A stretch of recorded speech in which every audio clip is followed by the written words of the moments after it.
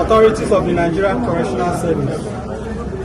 Recall that about 3 hours ago, the court discharged him following the advice of the Director of Public Prosecutions, Lagos State, where the DPP found that Quadri Alabi has no case to answer, that the allegation of armed robbery brought and made by the police is without substance, without evidence, and that he was innocent. However, as you may be aware, when a court makes an order discharging a person, there is an administrative process that has to follow, which is basically for the signing, the preparation and signing of his release warrant. Until that warrant is physically handed over to the correctional officer, it cannot be physically released. So now the warrant was signed and handed over, and Quadri is now free and is going home and is no longer returning to the medium security custodial center. Let me thank all Nigerians and the media for the interest they have shown in the case of this boy. Alabi Quadri, a teenager who gained national attention in 2023 after standing in front of Peter Obi's convoy during the presidential campaign, was recently released from detention after spending over 3 months at the Kirikiri Minimum Security Custodial Center in Lagos. In January 2025, Quadri was arrested following a dispute with local area boys who had been harassing him over money he received after his viral moment with Peter Obi. These individuals allegedly abducted him and took him to Amukoko police station, accusing him of involvement in street fight. Subsequently, the police charged Quadri with armed robbery, alleging he conspired with 4 strangers to rob victims of cash and mobile phones valued at 579,000 naira. Despite being a minor, he was remanded in custody alongside adults, raising concerns about the handling of his case. Legal intervention and release. Human rights lawyer Inibe Effiong took up Quadri's case, highlighting the lack of evidence and procedural irregularities. On April 17, 2025, the Lagos State Director of Public Prosecution, Dr. Babajide Martins, advised the presiding magistrate, Olorunfemi, that there was no evidence linking Quadri to the alleged crime.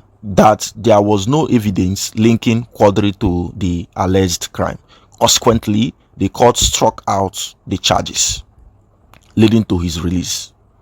Post-release appeal. Following his release, Quadri expressed a strong desire to return to school and appealed for assistance for his mother, who lacks a stable source of income. He also mentioned the need for a change of residence to ensure their safety and well-being. So this case underscores concern about the treatment of minors within the Nigerian justice system and highlights the impact of public advocacy in addressing such issues. For those that are willing to assist this boy in any way they could, kindly visit the page of Inibe Effiong in Facebook. Do anything you can for him to get a better life. Like I keep saying, you may not understand Quadri's case until you have met Quadri. Those of you that have now seen him, you don't need to have power of clairvoyance. You don't need to be a prophet to look at this boy, maybe by looking at him, to know that, to have reason to question the allegation made against him. So for the fact that a Nigerian child was subjected to this horrendous treatment since January, incarcerated without cause, is unacceptable. Now that he has been released, we have great concerns about his safety and that of his family. As I speak to you, it is not safe for him or his mother, who is standing beside me, to return to their home. So as I speak, Quadri is basically homeless because their current home is not safe for them. There are reasons why I'm saying that. Apart from the fact that you are all aware of the circumstances that led to him being abducted, he was not arrested. Quadri was abducted by so-called area boys. So, handed over to the police. The same people behind his travels, they have not left Nigeria, they have not left Lagos, they are still within that community. So it is only common sense that his family should be reallocated. be relocated somewhere else. So we'll be appealing to Nigerians of good conscience. Please extend a hand of help to this family, and Quadri in particular.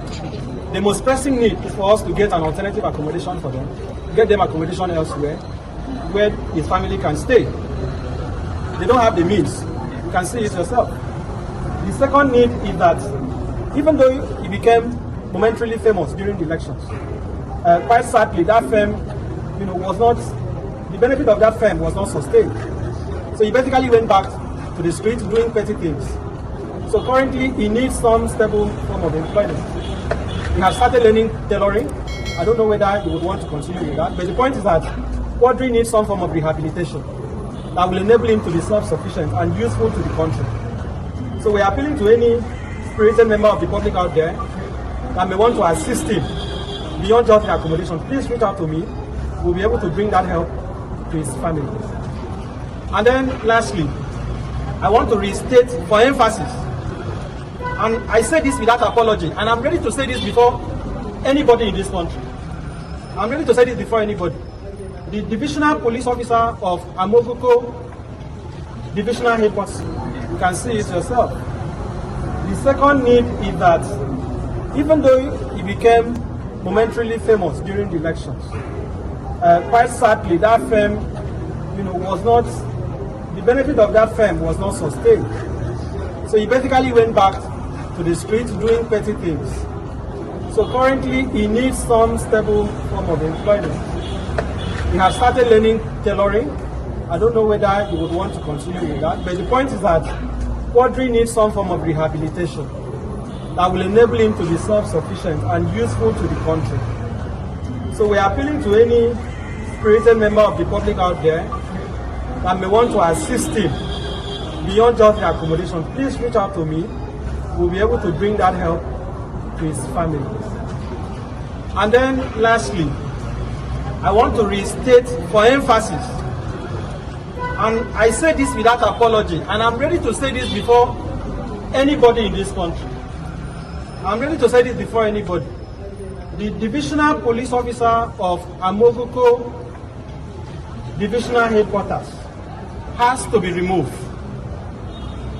If the commissioner of police does not sanction him, along with the other officers who took part in this act of evil, what the commissioner of police Lagos will be telling Nigerians and the whole world is that the Lagos police now connive with criminal elements to abduct children and falsely frame them for armed robbery. So if the Lagos Police Command has no hand in this travesty, this abomination that has been done, if the IG does not consent to what has been done to Quadri, we want to see an immediate action taken against the officers who were behind it. We are not going to withdraw this demand. And as I have said, the police must also compensate him, and we are demanding for 100 million. Our last demand is public apology. If these demands are not made, we don't bluff. If these demands are not made within 14 days, I can confirm to you that I will be approaching the court.